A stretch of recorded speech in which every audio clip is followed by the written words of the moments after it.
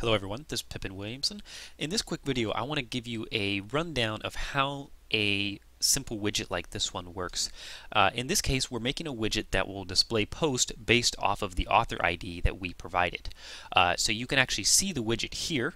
We can see Pippin's post, and it's the last 4 posts that I have published.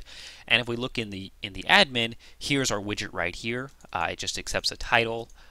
You can choose an author and then the number of posts to show. This is a basic version of the premium version of this plugin that I just released, which can be seen right here. It's the Post by Author Widget Pro, which has a lot more features. But anyway, so I wanted to go ahead and show you how to make the simple version of it.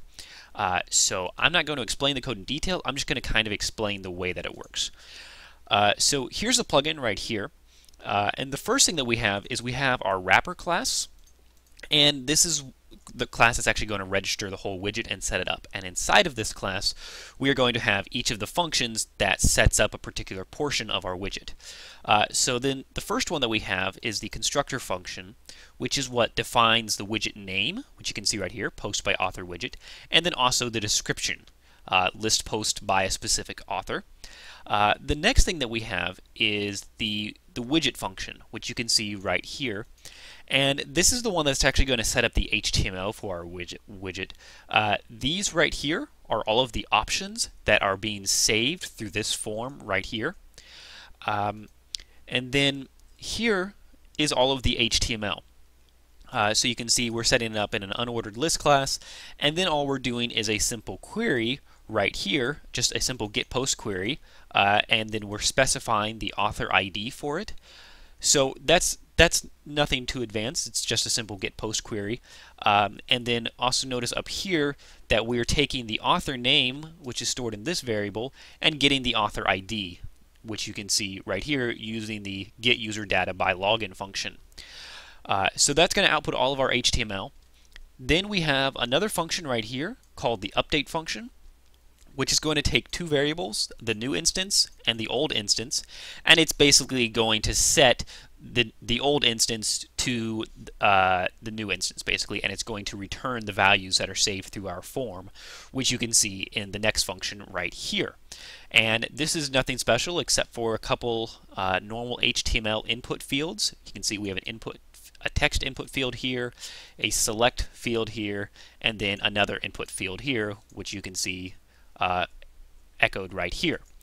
And all that we're doing is basically giving each one of them their own unique field ID and also field name.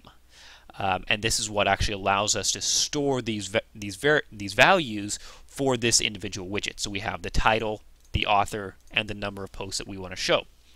And that's it for the widget function. Next is simply the add action, which actually goes in and registers our widget and makes it available to WordPress.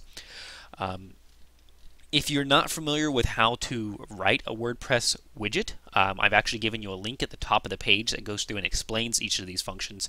That's not really the purpose of this tutorial. This one is really just to show how you would write one to show posts by a specific author. And the important parts is the getting the author login. So here we are passing the login. We've got a list of all the users, and then we're going to take that username and we're going to get the user ID using the get user data by login, and then we're going to pass it over here to the author parameter. If we scroll down to the bottom, we can actually see a function that I've written called get authors that goes into the database and retrieves all of the authors and then stores their user logins into an array. We also have an optional option to grab all of the emails instead of the logins, but in this case I wanted the logins. And this is the function that we're actually using in the select field right here to display each of the authors. So you can see I've got the function right here, authors equal get authors, and then for each of the authors that is returned, we're going to show an option for it. So you can see each of the authors on this site, Pippin, Mordock, and Jimbo. So that's pretty simple. And that's pretty much it. You can take this, you can expand on it as I've done with the Pro version, which has a lot more options, as you'll see if you go check it out. It's pretty cool. It's a great thing to know in terms of how to write a widget, because this gives you a whole lot more options of other things that you can do. I hope you like it. If you're a member, you have a free download for this complete plugin. Have a great day.